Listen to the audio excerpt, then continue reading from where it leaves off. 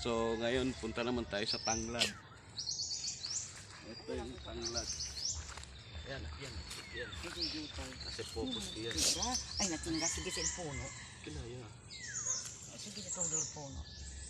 Ayun, nagalit siya kasi masira daw yung puno. Dapat daw dahan-dahan lang. No, si Ansi nahila. Dahil sige sa puno todo. Di putar ka karon pang damage ng imuha na. Mamatay na sa kapuno. Ano yun na, Ari, oh. Ito, Bubo. isa na lang isa.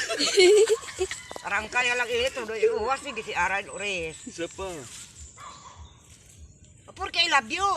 Ano siyempre. Tara. Atas ko yan. Sige sila to kunesi. Sige siya sa puno, oh. Okay.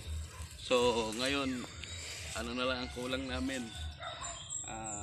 Kapayas, Ayun, iputa. tsaka ang manok. Mantos na Ayos, ayos. Cut.